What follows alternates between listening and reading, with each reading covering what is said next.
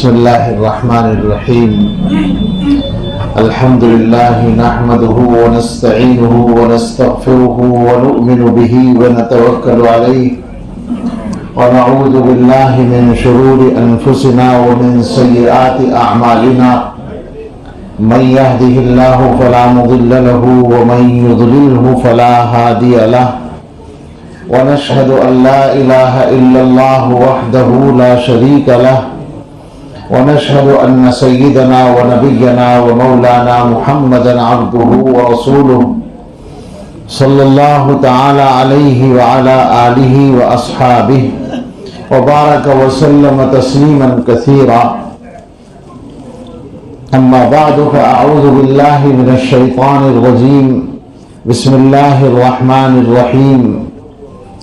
ألم يأن للذين آمنوا أن تخشع قلوبهم لذكر الله وما نزل من الحق ولا يكونوا كالذين أوتوا الكتاب من قبل فطال عليهم الأمد فقست قلوبهم وكثير منهم فاسقون.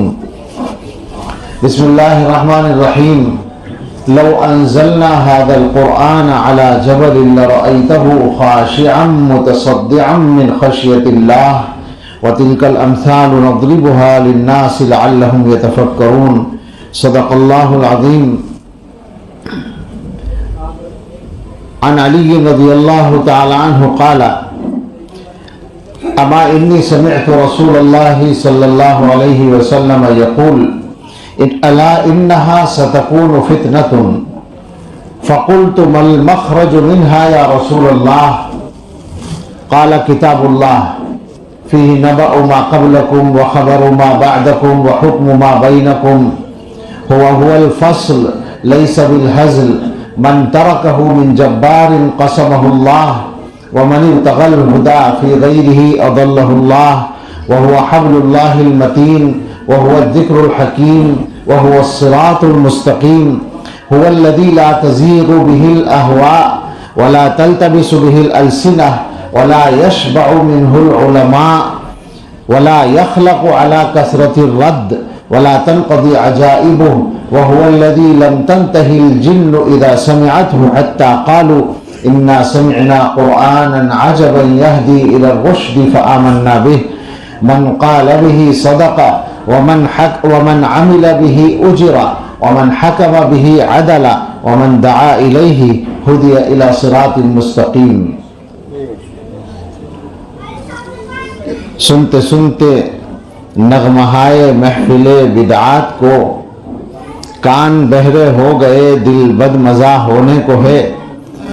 آؤ سنوائیں تمہیں وہ نغمہ مشروع بھی، پارا جس کے لحن سے طور ہدا ہونے کو ہے. حیف کر تاثیر اس کی تیرے دل پر کچھ نہ ہو، کوہ جس سے خاشعا متصدعا ہونے کو ہے.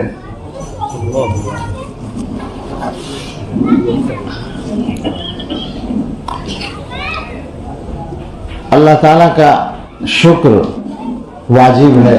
سب سے پہلے اللہ نے اس بامقصد اجتماع میں، پروگرام میں شرکت کی سعادت عطا فرمائی، اور ظاہر ہے کہ پھر اس کے بعد من لم یشکر الناس لم یشکر اللہ کا مضمون بھی ہے. حضرت ابو ہریرہ رضی اللہ تعالیٰ عنہ کی روایت ہے. تو اپنے محترم دوست حضرت مولانا مفتی ذکاوت حسین صاحب حفظہ اللہ تعالی و ادام ظلہ، اور ان کے رفقا برادر عزیز مولانا مفتی وسیم صاحب مد ظلہ اور دوسرے حضرات کا شکریہ، اور ساتھ میں اپنے بزرگ حضرت مولانا شمیم احمد صاحب قاسمی دامت برکاتہم کے تشریف فرما ہونے پر بھی اظہار شکر. موضوع مقرر کیا گیا ہے. عام طور پر بھائی ادھر سے جو آواز آ رہی ہے وہ بند کریں، خاموش بیٹھیں، اور جتنی گنجائش ہو مجمع میں بیٹھنے کی اس کے مطابق بیٹھ جائیں. موضوع متعین کیا گیا ہے جو مولانا نے ابھی سنایا وہ ہم خوار ہوئے تاریخ قرآن ہو کر. عام طور سے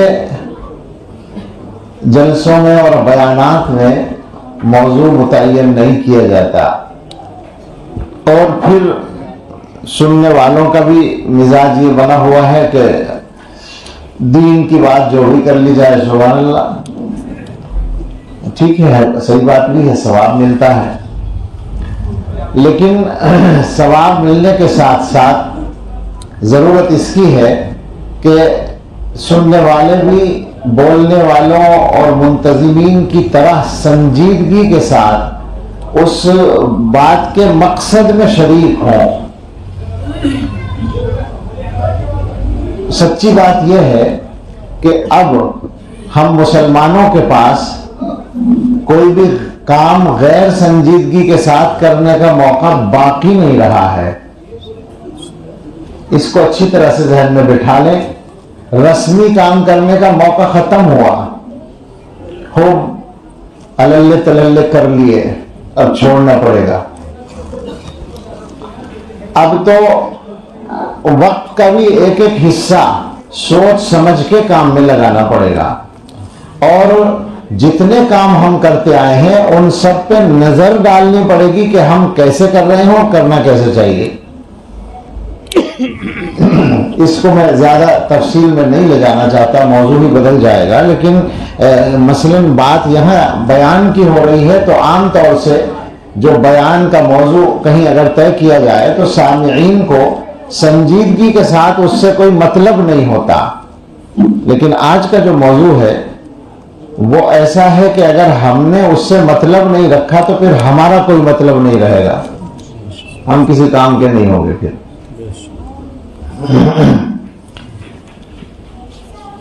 آپ شریک ہو جائیں اس موضوع میں، اور اس نیت سے شریک ہوں کہ جو کچھ بات سمجھ میں آئے گی تو بس اس پہ عمل کرنا ہی کرنا ہے انشاءاللہ، چھوڑنا نہیں ہے. باتیں بھی بہت ہو گئیں اور دوسروں پہ تبصرے بھی بہت ہو گئے. اب اپنے آپ کو ٹھیک کرنے کا نمبر ہے، ورنہ پھر دوسرے ہمیں ٹھیک کر دیں گے. حالات یہ ہیں.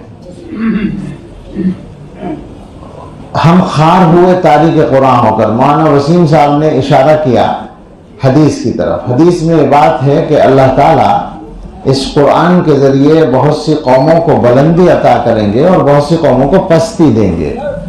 یعنی گویا قرآن نازل ہونے کے بعد عزت و ذلت کا معیار بن گیا، یہ مدار بن گیا. مدار اسے کہتے ہیں جس پر کوئی چیز گھومتی ہے.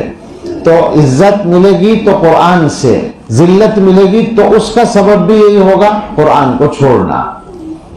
اب دو ٹکڑے ہو گئے ہیں اس مضمون کے، ہم خوار ہوئے اور دوسرے تاریخ قرآن ہو کر. دو ٹکڑے ہیں، میں نے اس مصرے میں دو ٹکڑے نکالے سمجھے ہیں، تو دونوں پر بات کریں گے. کوشش یہی کریں گے کہ اسی موضوع پر بات رہے. اور میں نے پرسوں ایک وعدہ بھی کیا تھا مصطفیٰ آباد کے لوگوں سے، ہیں کچھ وہاں کے سامعین میں سے. مصطفیٰ آباد میں میرا بیان ہونا تھا تو دیر ہو گئی تھی. میں نے 5-6 منٹ وہاں بیان کیا اور اس کے شروع میں یہ سنایا کہ علامہ ابن جوزی نے ایک واعظ کا لطیفہ لکھا ہے، اور یہ اس کتاب میں نہیں جو اس دن میں نے نام لیا تھا، وہ تو بیوقوفوں کے واقعات کی کتاب ہے. دوسری کتاب جو مشہور ہے زیادہ وہ ذہین لوگوں کے واقعات کی، اور غالباً اسی میں یہ قصہ ہے کیونکہ وہ چالاکی بھی ہے اس میں شامل، کہ ایک واعظ تھا میری طرح سے ایسی بے علم اور واعظ کہنے میں ماہر تھا. ایسے ہو جاتے ہیں لوگ.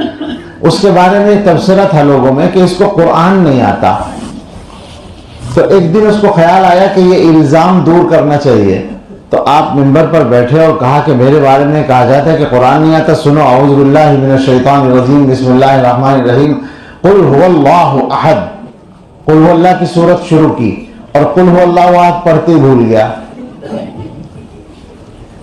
اتنی سی میں اٹک گیا. لیکن چالاک تھا، فوراً بولا کہ جن لوگوں کو پوری صورت سننی ہو وہ مغرب بعد کے واز میں آ جائیں. تو میں نے مصطفیٰ آباد میں یہی کہا کہ جن لوگوں کو میرا واز سننا ہو وہ جعفر آباد میں آ جائیں پرسوں. یہاں کا حوالہ میں نے دے دیا.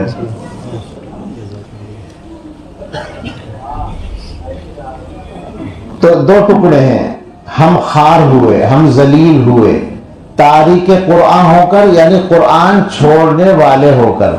سمجھنے بات کو، یہ بات کہ ہم ذلیل ہوئے، ہم خار ہوئے، یہ بھی ایک دعویٰ ہے، زبردستی نہیں منوایا جائے گا. آپ سے پوچھا جائے گا کہ سچ ہے یا نہیں، اور سبب اس کا یہ تو واضح ہے. تو آپ اس پر پہلے غور کریں کہ واقعی ہم خار ہوئے بھی ہیں یا ویسے کہہ دیا ہے کسی نے. تو غور کرنے کی بات یہ ہے کہ دنیا میں کلمہ پڑھنے والے لوگ جب آئے ہیں، حضرت محمد رسول اللہ صلی اللہ تعالی علیہ وسلم کی برکت سے صحابہ کرام کا وجود ہوا ہے، تو اس وقت کی بات تو اتنی اونچی ہے کہ اس کو تو تلاشی کرنا ممکن نہیں ہے. صحابہ کرام کا قصہ تو ایسا تھا کہ حضور علیہ الصلوۃ والسلام نے ایک مرتبہ ان کے سامنے یوں کہہ دیا، فرما دیا کہ ایک وقت ایسا آئے گا کہ دنیا کی قومیں تمہارے خلاف ایک دوسرے کو اس طرح دعوت دیں گی جیسے کھانے کے لیے ایک دوسرے کو بلایا جاتا ہے. حضرات صحابہ جو ہیں وہ دنیا کی ذہین ترین جماعت کا نام ہے، ہر صفت میں وہ اعلیٰ ہیں، ذہانت میں بھی وہ نمبر 1 پر ہیں. حضور نے یہ فرمایا اور وہ سمجھ گئے کہ اس کا مفہوم کیا بنتا ہے. اس کا مفہوم یہ بنتا ہے، ہمیں تو سمجھانا پڑے گا یا سمجھنا پڑے گا. مفہوم یہ بنتا ہے کہ جب کوئی آدمی کھانا کھا رہا ہو تو کسی کو کھانے کے لیے اگر وہ دعوت دے تو اس میں کوئی تکلف نہیں ہوتا، کسی کا ڈر نہیں ہوتا. کھانے والے کو تو ہو سکتا ہے تکلف ہو، بلانے والے کو تکلف نہیں ہوتا. اور اگر کھانے والا بھی ویسا ہو جیسے کیا ہے وہ آپ کے مشہور جاہز کی جو کتاب البخلا ہے، اس میں لکھا ہے کہ ایک آدمی ایک نہر کے کنارے بیٹھا ہوا کھانا کھا رہا تھا، تو اور وہ بخیل تھا، کنجوس تھا. نہر زیادہ بڑی نہیں تھی، اس کنارے پر ایک آدمی گزر رہا تھا تو اس نے اس سے کہا کہ آجا بھائی کھانا کھا لے. شاید پہلی دفعہ کہا ہوگا یہ سوچ کر کہ نہر کے اس پار ہے تو کہنے میں کوئی خطرہ نہیں ہے، لیکن وہ شاید اس کا بھی کوئی داہنا تھا، اسے شاید بھوک لگی تھی، وہ پانی سے چڑھانے لگا ادھر آنے کے لیے. جب اس نے دیکھا کہ یہ آنے پر ہی آمادہ ہے تو بیچارہ بولا کہ ہر بات کا جواب بات ہی سے دے دیا کرتے ہیں، عمل سے دینا کوئی ضروری نہیں ہے. تو ایسے بھی ہوتے ہیں کھانے والے اور کھلانے والے. لیکن حدیث میں رسول اللہ صلی اللہ علیہ وسلم جو فرمانا چاہتے ہیں وہ یہ ہے کہ جب کوئی آدمی کسی کو کھانے کے لیے کہتا ہے کہ آؤ بھائی کھانا کھا لو، تو یہ کہنے میں کوئی ڈر نہیں ہوتا، یہ خیال نہیں ہوتا کوئی کیا کہے گا. بعض دفعہ کوئی آدمی ایسی بات کرتا ہے کہ بری ہوتی ہے یا کچھ لوگوں کو بری لگتی ہے تو وہ کرتے ہوئے سوچے گا آدمی کہ بولوں نہ بولوں، لیکن کھانے کے لیے کہنے میں کیا برائی ہے. کسی بھی آدمی نے سن لیا تو خوش ہوگا کہ بڑا اچھا آدمی ہے، کھانے کے لیے بلا رہا ہے. حضور فرمانا چاہتے ہیں کہ ایک وقت ایسا آئے گا کہ دنیا کی قومیں تمہارے خلاف ایک دوسرے کو بے تکلف دعوت دیں گی کہ آؤ ہم مسلمانوں کو نمٹانے کے لیے چل رہے ہیں، چلو تم بھی. ان کو یہ دعوت دینے میں کوئی تکلف نہیں ہوگا. حضرات صحابہ یہ سارا مضمون سمجھ گئے اور اسی لیے فوراً ان کے ذہن میں سوال پیدا ہوا. انہوں نے کہا یا رسول اللہ، کیا ہماری تعداد اس وقت بہت کم ہو جائے گی؟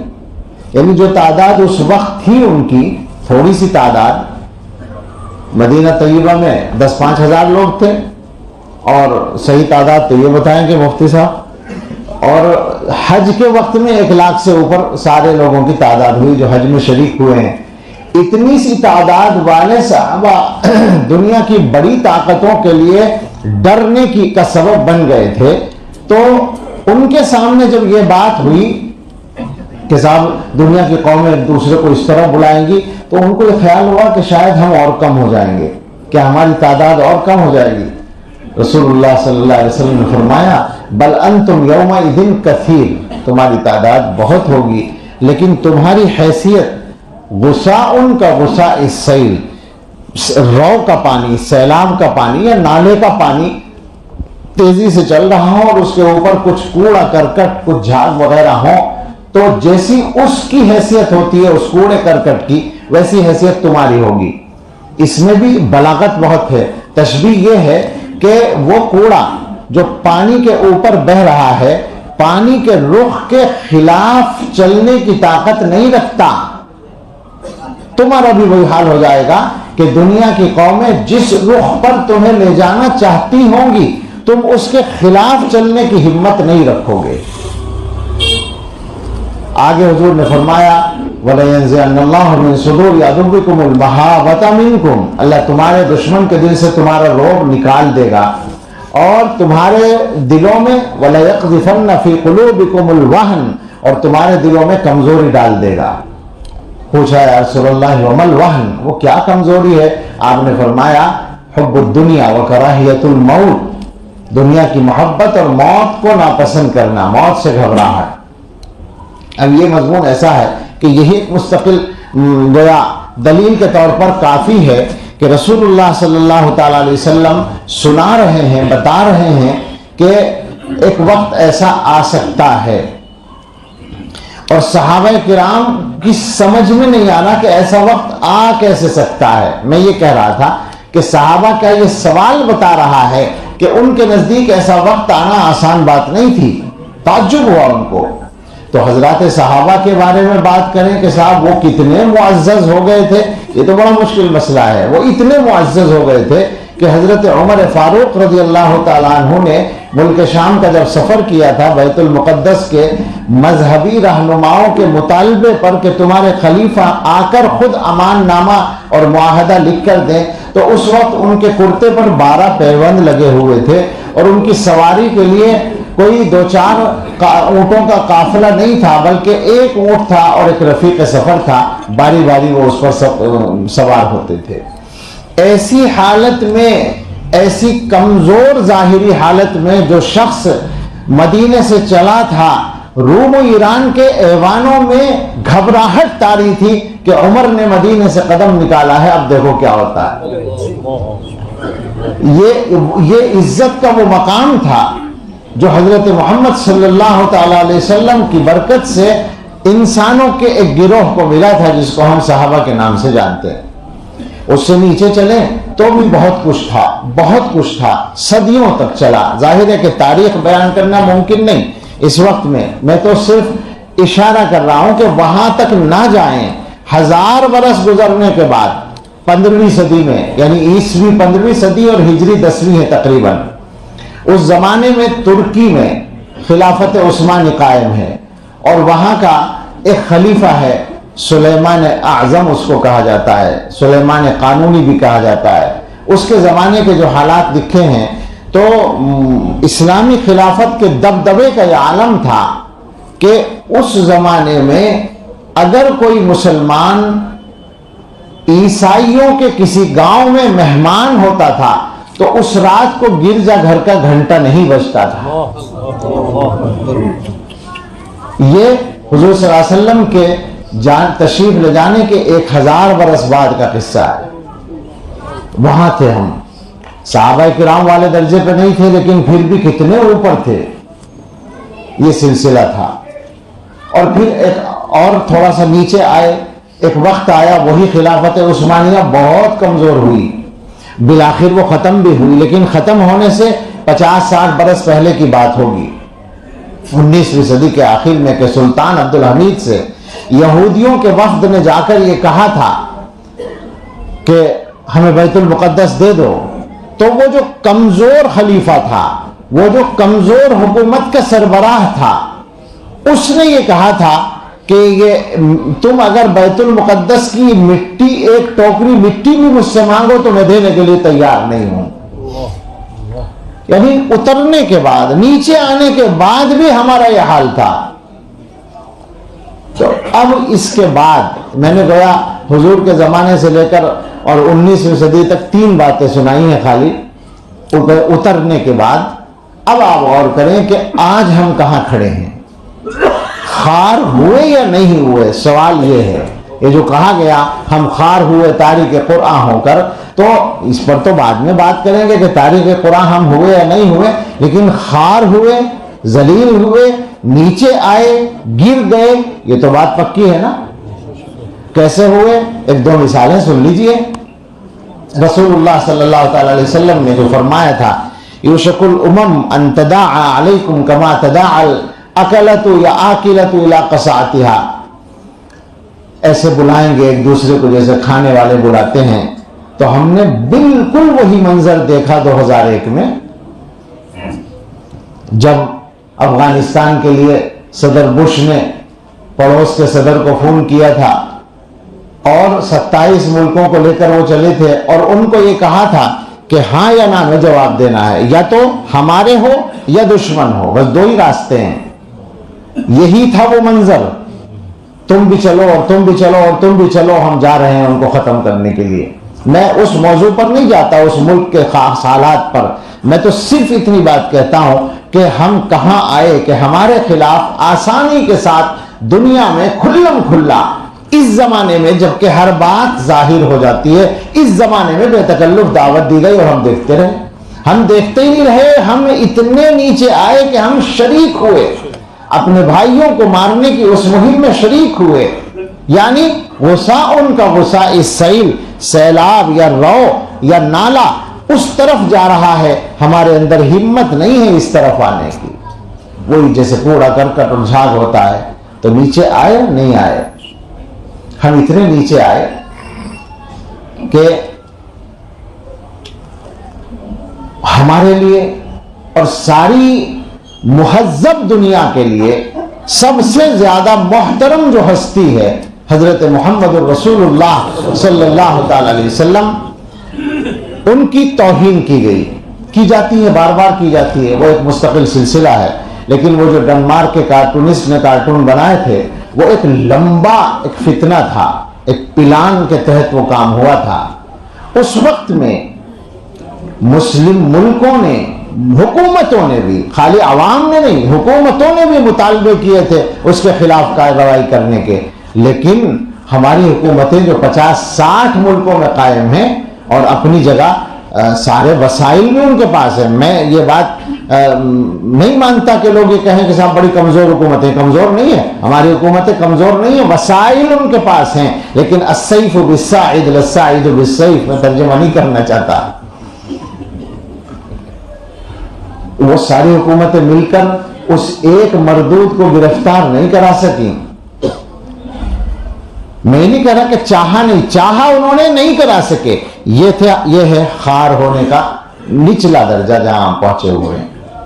اور اس کے بعد یہ ہوا ہے، وہ جو کچھ ہوا تھا، مجھے اب کھل کے اس پر بولنے کی ضرورت نہیں ہے. 9/11 جس کو کہا جاتا ہے، اس وقت میں مجھے یاد ہے، میں اس وقت خبریں سن رہا تھا تو ایک مبصر نے جو وہیں کہیں کا تھا، اس نے کہا تھا کہ یہ ایک موڑ ہے، اس کے بعد کی دنیا اس سے پہلے کی دنیا سے بالکل مختلف ہوگی.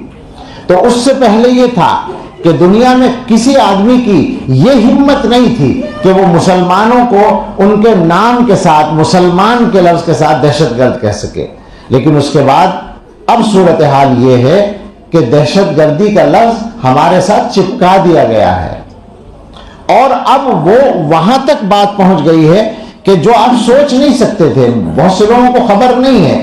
اب اگر آپ یوں کہیں کہ صاحب یہ مدرسے والے، یہ مسجدوں والے، یہ علماء، یہ ائمہ، یہ دین کی خدمت کرنے والے تو قرآن و حدیث پڑھاتے ہیں، ان کو کوئی مطلب نہیں ہے فلاں اور فلاں چیز سے، تو اب ان کے نزدیک قرآن و حدیث پڑھانا بھی جرم بن گیا ہے، اور یہ ذہن بنایا گیا ہے، اس کے لیے باقاعدہ محنت کی گئی ہے اور جاری ہے کہ قرآن و حدیث پڑھانے والے ہی تو اصل دہشت گردی سکھانے والے ہیں.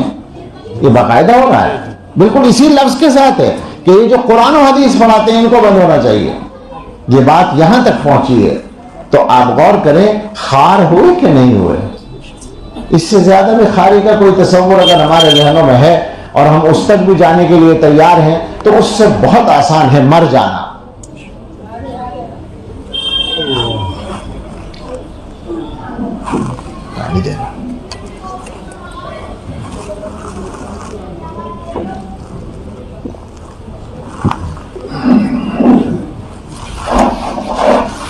اب آپ اس پر غور کریں کہ ہم جو اس ذلت کی سطح پر پہنچے اس کی وجہ کیا یہ وجہ ہے کہ ہمارے زمانے کے دشمن زیادہ سمجھدار اور زیادہ طاقتور ہیں؟ تاریخ اس کو جھٹلاتی ہے. کبھی بھی ایسا نہیں ہوا کہ دشمن کم سمجھ رہے ہوں یا کم طاقتور رہے ہوں. حضرات صحابہ کا جن کے ساتھ مقابلہ تھا نا، ان کی حکومتوں کی پختگی کا یہ عالم تھا کہ دانتوں کو پسینہ آتا تھا ان کی طاقت کو سوچ کر اور دیکھ کر، جو روم اور ایران کی طاقتیں تھیں. اور ان کی منصوبہ بندیاں آج کے شاطروں کی منصوبہ بندی سے کسی طرح کم نہیں تھی. ہر دور میں یہ رہا، ستیزہ کار رہا ہے ازل سے تا امروز. چراغ مصطفی سے شرار بولہا بھی، یہ مخالفت کا سلسلہ تو ہمیشہ رہا ہے، اس کا انکار نہیں کیا جا سکتا. لیکن مسئلہ یہ ہے کہ جب ہم کمزور ہوتے ہیں تو دشمن کامیاب ہوتا ہے. دشمنی تو ہمیشہ رہتی ہے اور جنگ جاری رہتی ہے. میں لڑائی ہتھیاروں کی جنگ کی بات نہیں کر رہا ہوں، لیکن وہ جو ایک مخالفت کا سلسلہ ہے. آپ اور ہم سچی بات یہ ہے کہ خول میں بند رہتے ہیں، ہمیں روزی روٹی کے جھگڑوں سے فرصت نہیں ہے. جھگڑا کیا، فکروں سے کہہ لیجئے، میں معافی چاہتا ہوں جھگڑے کے لفظ سے، روزی روٹی کی فکر سے فرصت نہیں ہے. تو ٹھیک ہے، کچھ مجبوریاں بھی ہیں لیکن کچھ غفلتیں بھی ہیں. ہمیں پتہ ہی نہیں ہے کہ دنیا میں اسلام یا مسلمانوں کے سلسلے میں کیا ہو رہا ہے. سچی بات یہ ہے کہ پروپیگنڈے کی انتہا تک پہنچا ہوا ہے مخالفانہ پروپیگنڈا اس زمانے میں، اور ہم اپنے کردار سے اور اپنی گفتار سے اس کا جواب دینے میں ناکام ہیں. بہت ساری باتیں ہیں جو سنائی جا سکتی ہیں، لیکن اس کو بھی سمیٹتے ہوئے آگے بڑھیں کہ دشمنوں کی سازش کامیاب اس وقت ہوتی ہے جب ہم کمزور ہوتے ہیں. آپ سوچیں ذرا کہ دو لشکر، دو فوجیں مقابل ہوں ایک دوسرے کے، تو ایک جیتتا ہے ایک ہارتا ہے. تو کون جیتتا ہے؟ جس کے اندر حوصلہ اور طاقت زیادہ ہوتی ہے. اصل حوصلہ اور اپنی طاقت، ہتھیاروں کی طاقت نمبر 2 پر آتی ہے. یہ ہمیشہ کا تجربہ ہے. تو وہ کہنے لگے وہ کمزور دشمن کو، صاحب ہمارا دشمن بہت طاقتور تھا، ہم کیا کرتے؟ تو صاحب آپ نے طاقت کیوں نہیں حاصل کی تھی؟ دشمن تو تھا ہی اس کام کے لیے. آپ شکایت کریں کہ صاحب دشمن ہمیں مار رہے ہیں یا دشمن ہمارے خلاف سازشیں کر رہے ہیں. تو آپ بتائیے کہ دشمنوں کا کام کیا ہے آخر؟ وہ آپ کا کام کریں گے؟ وہ تو اپنا کام کر رہے ہیں. جو ان کو کرنا ہے وہ کر رہے ہیں. آپ کیوں مر رہے ہیں؟ آپ کے اوپر اس کا اثر کیوں ہو رہا ہے؟ اس کا مطلب یہی ہے کہ کمزوری یہاں پیدا ہوئی ہے، اور وہ کمزوری ہے تاریخ قرآن ہو کر. تاریخ قرآن ہونے کے بارے میں کچھ بات کر لیں، بات بہت لمبی بھی نہ ہو جائے، لیکن جلدی جلدی چند چیزوں کی طرف بس میں اشارے کرنا چاہتا ہوں. مجھے پتا ہوتا تو کچھ زیادہ نہیں ہے. آپ اگر شروع کریں بسم اللہ سے، تو اللہ تعالیٰ نے سب سے پہلے یعنی قرآن کو ہم نے کیسے چھوڑا ہے، میں ذرا سا اس کا ایک منظر، اس کی کچھ مثالیں پیش کرنا چاہتا ہوں. اللہ نے فرمایا بسم اللہ الرحمن الرحیم، سب سے پہلے بسم اللہ نازل کی ہے. کتنے مسلمان بسم اللہ کا مفہوم سمجھتے ہیں، اور بسم اللہ پڑھنے کی اگر بات کروں تو پڑھنے کا اہتمام کتنے کرتے ہیں. اور بسم اللہ کا جو مقصد ہے کہ بندہ ہر کام کے شروع میں بسم اللہ پڑھ کر یہ اقرار کرے، اظہار کرے، اعلان کرے کہ میرے پاس جو کچھ ہے وہ اللہ کا دیا ہوا ہے. گویا کہ اللہ تعالیٰ کا شکر ادا کرنا. میں نے ایک جگہ بیان کرتے ہوئے شاید مفتی شفیع صاحب رحمۃ اللہ علیہ نے مضمون لکھا ہے کہ بسم اللہ جو پڑھی جاتی ہے خاص طور سے ہر کام میں، اور جیسے مثال کے طور پر کہا کہ کھانے کے شروع میں بسم اللہ پڑھتے ہیں، تو اس کا مقصد یہ بتانا ہوتا ہے کہ میں یہ بھی طاقت نہیں رکھتا کہ کھانا کھا سکوں اللہ کی مدد کے بغیر. اور اس کی دلیل انہوں نے دی ہے. ایسا نہیں کہ یوں ہی مان لیں. انہوں نے بتایا کہ ایک آدمی جو لقمہ کھاتا ہے، ایک لقمہ ایک کھانا جو کھاتا ہے، اس میں دنیا کے 300 آدمی کام کرتے ہیں. اگر ایک انسان کو مکلف کیا جائے کہ تمہیں اپنے کھانے کا سارا انتظام خود کرنا ہے، تو معلوم ہے کیا ہوگا؟ میرے جیسے آدمی تو بھوکے ہی مر جائیں گے، بس کلمہ پڑھ لیں گے کہ بھائی اسی میں آسانی ہے. سوچیں ذرا کیا ہوگا. روٹی بنانی ہے اور سالن بنانا ہے، تو روٹی بنانے کے لیے اناج چاہیے گا، تو اناج بونے سے کام شروع ہوگا. گیہوں بونے ہوں گے، لیکن گیہوں ایسے ہی نہیں بو جاتے. کھیت تیار کرنا ہوگا اور اس میں ہل چلانا ہوگا، لیکن سارا کام خود کرنا ہے تو ہل بھی بنانا پڑے گا، اور ہل میں لوہا بھی لگتا ہے اور لکڑی بھی لگتی ہے. تو دونوں کام بھی سیکھنے پڑیں گے. ہل تیار ہونے کے بعد ہل چلانے کے لیے بیل چاہیے گے تو انہیں پالنا بھی پڑے گا. اور اگر ٹریکٹر ہے تو خود بنانا ہے، لہٰذا ٹریکٹر تیار کرو جوتنے کے لیے.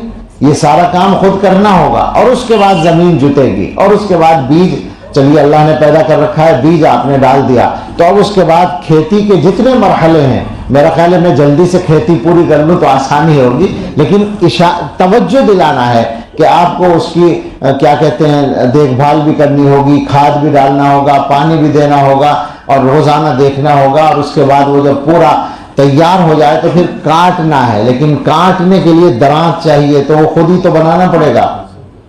درانت بھی خود بنانا ہے، جب سارے کام خود کرنے ہیں، خود ہی کاٹنا بھی ہے، خود ہی گیہوں کو بالیوں سے نکالنا بھی ہے. اور اس کے بعد پیسنے کا نمبر آئے گا تو چکی بھی بنانی پڑے گی، لہذا پتھر کا کام بھی کرنا ہوگا.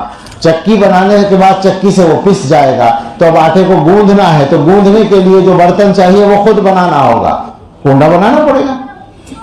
اور پانی ہے تو پانی کا انتظام آپ نے، چلیے کھیت کے لیے کنواں کھودا ہوگا، اس کا ذکر رہ گیا، کنواں کھودا ہوگا تو اس میں سے پانی یہاں بھی مل جائے گا. چلیے پانی ڈال کے آپ نے آٹا گوندھ لیا، تو اب روٹی پکانے کا نمبر ہے تو چولہا خود بنانا ہوگا، لکڑیاں خود مہیا کرنی ہوگی، توا خود بنانا ہوگا. اور اس کے بعد جلدی جلدی ہم نے روٹی بنا لی. ایک روٹی بننے کا نمبر آیا. اتنے مرحلے پورے کرنے کے بعد ابھی سالن نہیں بنا، کہیے تو بنا کے دکھاؤ. سمجھ میں آئی بات؟ مقصد یہ سمجھانا تھا. اب سمجھ میں آیا ہوگا کچھ کہ کوئی آدمی اکیلا کھانا کیوں نہیں کھا سکتا، اور جب نہیں کھا سکتا تو لازم ہے کہ وہ شکر کرے اپنے پروردگار کا جس نے اس کو کھانا عطا کیا ہے، جس نے اس کو اس لائق بنایا ہے کہ وہ اپنا پیٹ بھر سکے. اس لیے اس کو حکم دیا گیا بسم اللہ الرحمن الرحیم، میں کھاتا ہوں اللہ کے نام سے جو رحمان الرحیم ہے. آپ اندازہ کریں مسلمانوں نے قرآن کو سمجھا، چھوڑا نہیں ہے کیا، بسم اللہ کو چھوڑ رکھا ہے. آگے اللہ نے فرمایا الحمدللہ رب العالمین، ساری تعریفیں اللہ کی ہیں. ہم تعریفیں کرتے ہیں حکومت کی، ہم تعریفیں کرتے ہیں مالداروں کی، ہم تعریفیں کرتے ہیں طاقتور لوگوں کی، اور اللہ تعالیٰ فرماتے ہیں ہر تعریف اللہ کی ہے.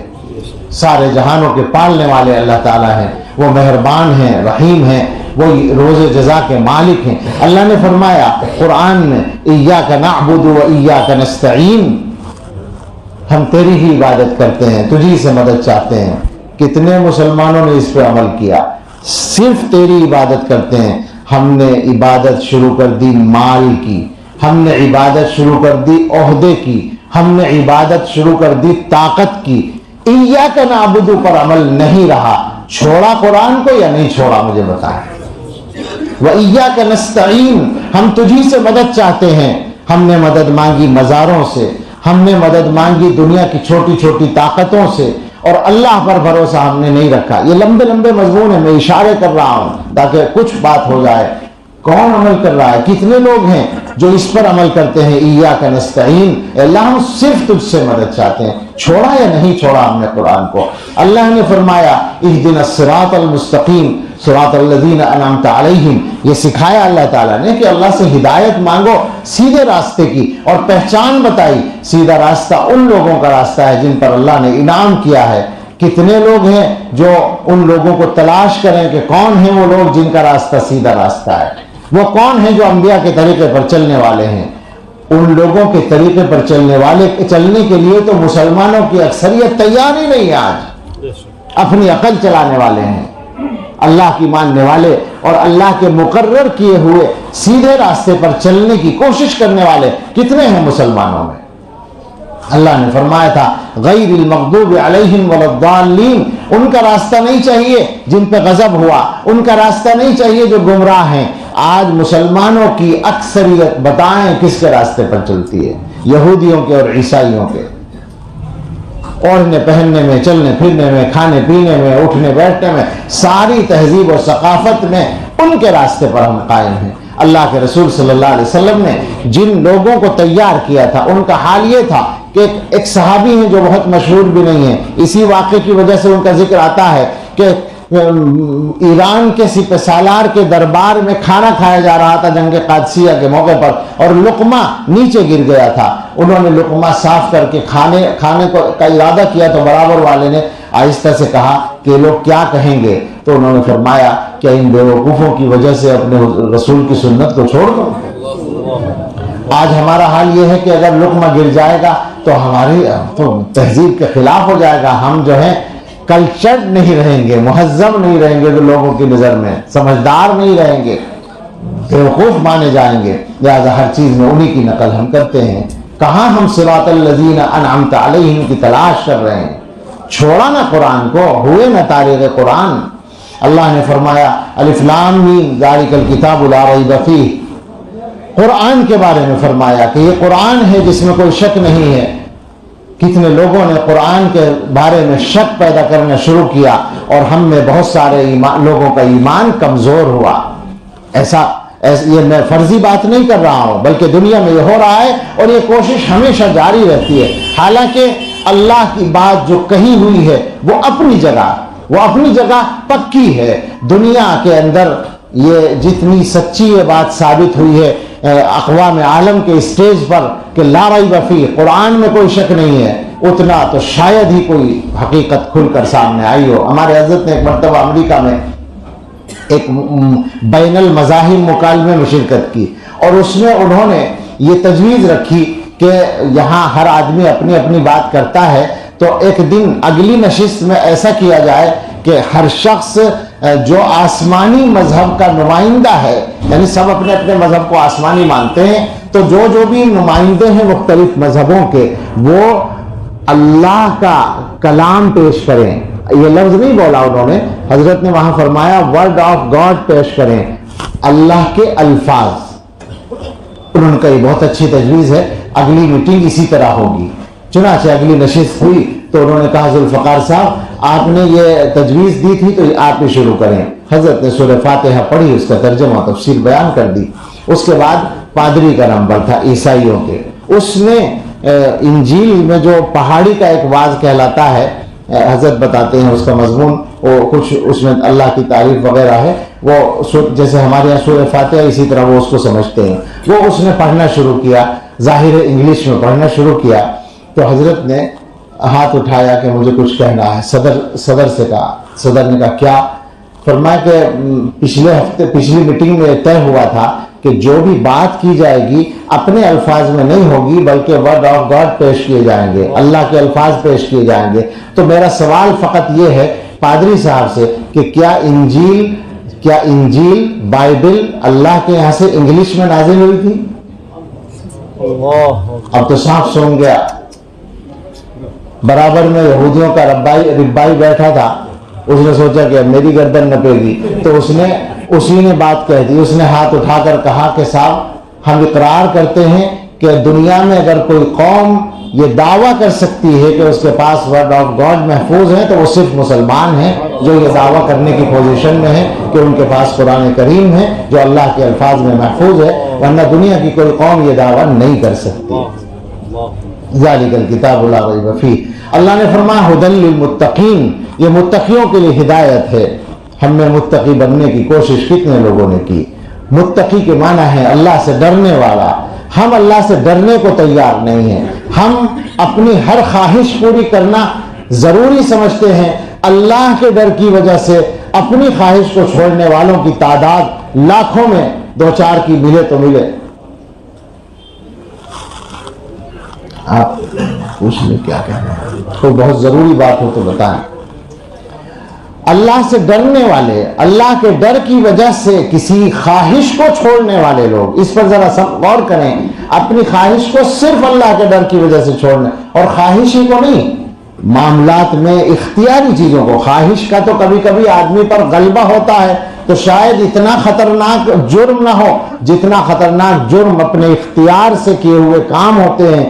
آدمی کو دو اختیار ہیں، ادھر سے کمائے یا ادھر سے کمائے، ادھر حلال ہے ادھر حرام ہے، ادھر زیادہ ہے جو حرام ہے۔ ہم میں کتنے لوگ ہیں جو حرام والے زیادہ کو چھوڑتے ہیں اور حلال والے کم کو اختیار کرتے ہیں؟ اللہ سے ڈرنے والے، ظلم کرنے کا موقع کسی کو ملتا ہے، طاقت کسی کے پاس ہوتی ہے، صرف اللہ کے ڈر کی وجہ سے وہ ظلم نہ کرے، کتنے لوگ ہیں ایسے؟ اللہ نے کہا تھا ھدی للمتقین الذین یؤمنون بالغیب، ایمان رکھتے ہیں غیب پر جو چیزیں نظروں سے غائب ہیں اللہ پر، آمنت باللہ وملائکتہ وکتبہ ورسلہ والیوم الآخر والقدر خیرہ وشرہ، ان ساری چیزوں پر ایمان رکھنا یہ ان متقیوں کی صفت تھی۔ ہم میں کتنے لوگ ہیں جو دلوں میں شک پالے بیٹھے ہیں، دماغوں میں شک ڈالے بیٹھے ہیں۔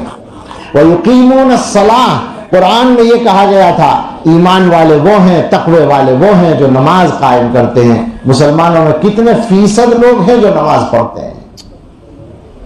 بہت تھوڑی تعداد ہے۔ نماز کا معاملہ تو بہت عجیب ہے میرے بھائیوں، خدا کے واسطے یہاں سے اٹھ کے اپنے گھروں میں جا کے ہر آدمی کو نمازی بنانے کی فکر تو ضرور ہی کر ڈالو۔ بہت برا حال ہے، بہت۔ ہم یہ سمجھ رہے تھے کہ یہ جو لاک ڈاؤن ہوا، مسجدیں ہونے کے باوجود مسجدوں میں نماز پڑھنے سے محرومی رہی، تو شاید اس کا مسلمانوں کے دلوں پر اثر پڑے گا۔ ظاہر ہے ڈرنے کی بات تھی، اللہ کا گھر سامنے ہے اور نماز نہیں پڑھ سکتے۔ ہمیں تو بہت ڈر لگنے لگا تھا کہ یا اللہ آپ کی مشیت کیا ہے، اللہ تعالیٰ چاہتے کیا ہے۔ ہم مسجدوں میں اپنے اختیار سے، اپنے ارادے سے، بلکہ یوں کہیے ہم ہی لوگ روک رہے تھے لوگوں کو مسجدوں میں جانے سے، منع کر رہے تھے، یہاں تک ہمیں کرنا پڑ گیا۔ یا اللہ آپ کی مشیت کیا ہے، اللہ تعالیٰ چاہتے کیا ہے، ڈر لگ رہا تھا۔ در پہ سجدے کی اجازت کو غنیمت جانو، اس نے حق یہ بھی اگر چھین لیا کیا ہوگا۔ لیکن ہوا کیا؟ پابندیاں ختم ہونے کے بعد میری اطلاع تو یہی ہے کہ تعداد نمازیوں کی گھٹی ہے، بڑھی نہیں ہے۔ مسجدوں میں آنے کا رجحان کم ہو گیا ہے، اور پابندی سے نماز پڑھنے والے مسلمان کتنے ہیں اللہ ہی جانتا ہے۔ میرے جیسے لوگ 10-15% کہہ دیتے ہیں، لیکن ہمارے ایک دوست ہیں مولانا ابو طالب رحمانی، مشہور مقرر ہیں وہ کلکتے کے، وہ تو کہتے ہیں کہ میں نے سروے کرایا ہے 2% ہیں، وہ کہتے ہیں پابندی سے، جماعت سے، باقاعدہ 5 وقت کی نماز پڑھنے والے صرف 2% ہیں۔ تو آپ بتائیں کہ سب سے بڑا فریضہ ادا کرنے والے جس قوم میں 2% ہو، وہ قوم کامیاب ہوگی؟ وَمِمَّا رَزَقْنَاهُمْ يُنْفِقُونَ، اللہ نے کہا تھا ہمارے دیے ہوئے مال سے خرچ کرتے ہیں۔ اس میں کوتاہی اس کے مقابلے میں کم ہے، لیکن بہت بڑی کوتاہی ہے۔ کتنے مسلمان ہیں جو باقاعدگی سے زکوٰۃ ادا کرتے ہیں، صرف یعنی جو فرض ہے، جو لازم ہے، جس کے دیے بغیر مال میں برکت ہو نہیں سکتی، اس کو کتنے لوگ ادا کر رہے ہیں؟ اللہ تعالیٰ نے قرآن کریم میں جگہ جگہ بہت سی باتیں فرمائی، مجھے 2-4 جو یوں ہی آسانی سے یاد آ جائیں میں کہتا ہوں۔ اللہ نے حکم دیا کہ یصلون ما امر اللہ بہ ان یوصل، جنت والوں کی صفت بیان کی، جن چیزوں کو اللہ نے جوڑنے کا حکم دیا ان کو جوڑیں، اور جن کو توڑنے کا حکم دیا ان کو توڑیں۔ ہمارا کیا حال ہے؟ رشتے کو جوڑنے کا اللہ کا حکم ہے، جو رشتہ اللہ نے پیدا کیا ہے اس رشتے کو جوڑنے والے مسلمان کتنے ہیں؟ ایک عجیب و غریب گناہ ہے یہ، آپ سمجھیں اس بات کو کہ رشتہ داریوں کو توڑنا۔ ایک تو وہ ہے کہ ہم لوگ شادی بیاہ میں کر لیتے ہیں تھوڑا سا، میں یہ سمجھتا ہوں کہ شادی جو ہمارے زمانے میں ہوتی ہے وہ بدترین صورت ہے شادی کی، لیکن اس میں یہ ایک چھوٹی سی بات خیر کی نکلتی ہے کہ رشتہ داریاں خود جڑ جاتی ہیں، ورنہ شاید اتنا بھی نہ ہوتا۔ لیکن اصل یہ ہے کہ مستقل آپ اپنی رشتہ داریوں کو جوڑیں، اللہ کا حکم ہے۔ مسلمانوں میں کتنی تعداد ہے جو رشتوں کو توڑے بیٹھی ہے، ذرا سی بات پر بول چال بند کر دیتے ہیں۔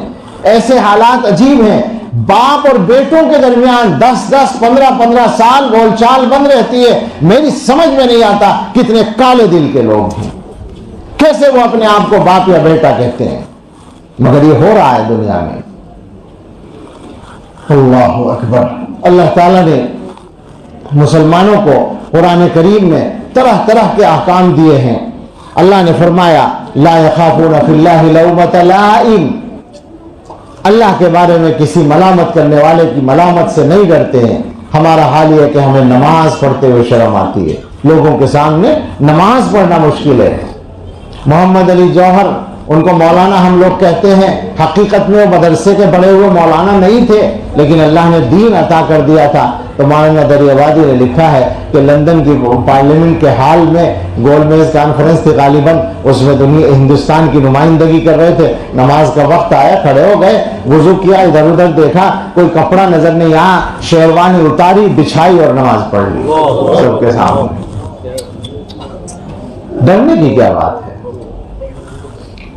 حضرت مدنی رحمۃ اللہ علیہ شیخ الاسلام، ان کی تو بات ہی کیا کریں۔ میں نے ان صاحب سے خود ملاقات کی ہے، انہوں نے خود مجھے سنایا ہے، جو شریک تھے اس میں۔ نجیب آباد کے اسٹیشن پر حضرت اتر گئے، پیسنجر ٹرین تھی، نماز کا وقت تھا، حضرت نے جماعت شروع کر دی پلیٹ فارم پر، اور گارڈ نے سیٹی بجا دی چلنے کے لیے۔ بہت سے لوگ جو شریک ہو گئے تھے نماز میں، وہ سیٹی کی آواز سن کے نیت توڑ کے ٹرین میں جا کے بیٹھ گئے۔ گنجائش ہے، اجازت ہے اگر ایسا خطرہ ہو، لیکن حضرت اطمینان سے نماز پڑھتے رہے، اور ادھر وہ گارڈ جو ہے سیٹی بجا رہا ہے اور ٹرین اپنی جگہ کھڑی ہوئی ہے۔ پورے اطمینان سے نماز مکمل کی اور گاڑی میں آ کر بیٹھے، اور پھر تعجب سے فرمایا کہ ریل کیوں نہیں چلتی؟ وہ چل پڑی۔ یہ ایسے ہی ہوا، اور جو صاحب اس میں موجود تھے، نہٹور کے رہنے والے حافظ سعید صاحب، انہوں نے مجھے خود سنایا کہ میں اس میں شریک تھا اس نماز میں۔ تو مسلمانوں کو اللہ نے حکم دیا کہ اللہ کے باب میں کسی ملامت کرنے والے کی ملامت سے نہیں ڈرنا ہے، مگر ہم ڈر رہے ہیں۔ ملامت کی یہ جو لفظ ہے بہت عام ہے، اس میں بہت سارے شعبے آ جاتے ہیں۔ شادی بیاہ کرنے کا جب نمبر آتا ہے تو کیا طے ہوتا ہے کہ کوئی ناراض نہ ہو جائے سوائے اللہ میاں کے۔ میں غلط تو نہیں کہہ رہا ہوں، آدمی کوئی ناراض نہ ہو جائے، اللہ ناراض ہو جائے، اس سے کوئی فرق نہیں پڑتا۔ یہی تو ہم کر رہے ہیں۔ اللہ کے بعد میں ملامت کرنے والوں کی ملامت کی پرواہ نہ کرنے والے مسلمانوں میں کتنے ہیں؟ گن لیں آپ انگلیوں پر۔ تو قرآن کریم کی کیا کیا چیزیں آخر پیش کی جائیں جو جن سے یہ سمجھ میں آئے، کچھ نہ کچھ تو بات واضح ہوئی کہ ہم تارک قرآن کس طرح ہیں اور کس درجے میں ہیں۔ ہمارے لیے بہت ہی حیرت کی بات ہے، اور گویا کہ سوچنے کی بات ہے۔ اللہ اکبر۔ اب کچھ مطلب جو مضمون تھا وہ میں چاہتا تھا کہ اس کی کچھ دلیل ہے میرے ذریعے سے آ جائیں سامنے، تو قرآن پڑھتے جائیں۔ میرا تو شروع میں یہ سوچ رہا تھا میں کہ قرآن کھول کے سامنے رکھوں گا اور جہاں جہاں سمجھ میں آئے گا میرے پاس موجود ہے، یہ کر سکتا تھا، لیکن بات لمبی بہت زیادہ ہو جائے گی۔ خلاصہ یہ ہے کہ قرآن میں جو کچھ ہمیں کہا گیا ہے کرنے کے لیے وہ ہم نہیں کر رہے ہیں۔ اچھا، کرنے کا نمبر تو تب آئے گا جب ہم قرآن کو پڑھیں گے۔ اس پر ہم تھوڑی سی بات کریں، اپنی عملی کوتاہی پر۔ کرنا کیا ہے؟ اس تاریخ قرآن ہونے کا جو جرم ہم کر رہے ہیں، اس جرم کو چھوڑنے کے لیے ہم کیا کریں؟ تو آپ سوچیں ذرا، مسلمانوں میں قرآن پڑھے ہوئے کتنے لوگ ہیں؟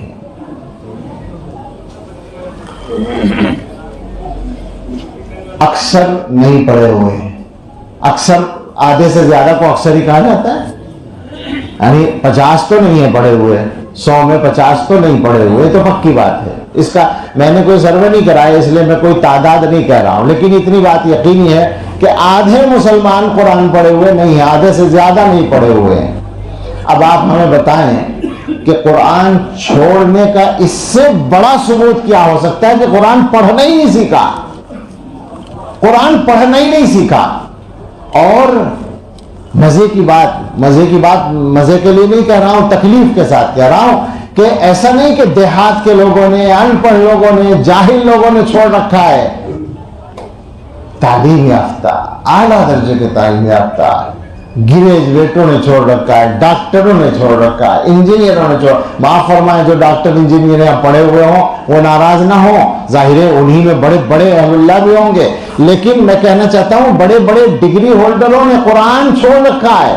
پاکستان میں غالباً ایک دفعہ یہ لطیفہ ہوا کہ وہ ججوں نے قرآن کریم کی کسی آیت کی تفسیر کی کسی فیصلے میں، تو مفتی محمود صاحب نے اس کے اوپر اعتراض کیا، جو وہاں مفتی صاحب تھے، محافظ الرحمان کے والد۔ تو انہوں نے اس پر اعتراض کیا، تو ججوں نے صاحب ناراضی کا اظہار کیا کہ ہم نے قرآن کو پڑھا ہے اور مطالعہ کیا ہے اور ہم کیوں نہیں بیان کر سکتے.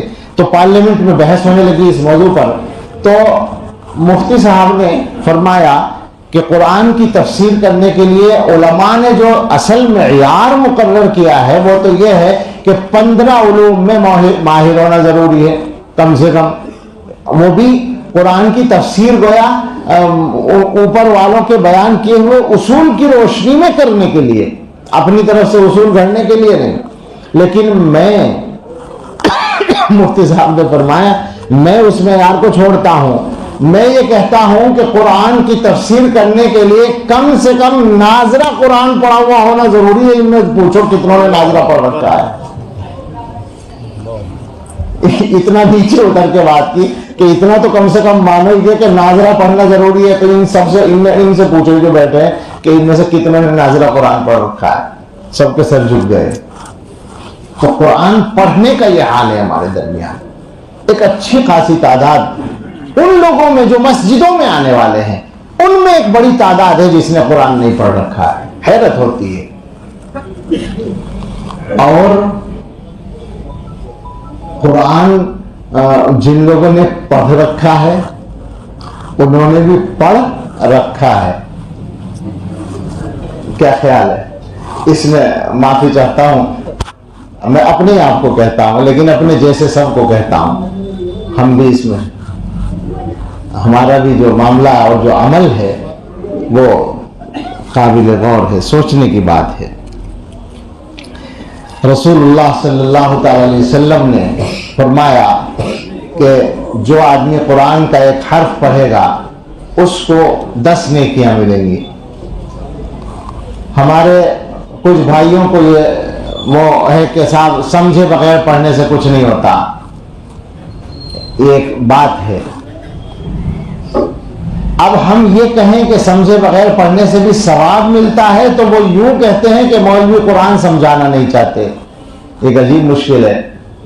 یعنی سارے مدرسے مولویوں نے بنا رکھے ہیں جن میں قرآن سمجھایا جاتا ہے اور الزام مولویوں پر ہے کہ یہ قرآن سمجھانا نہیں چاہتے.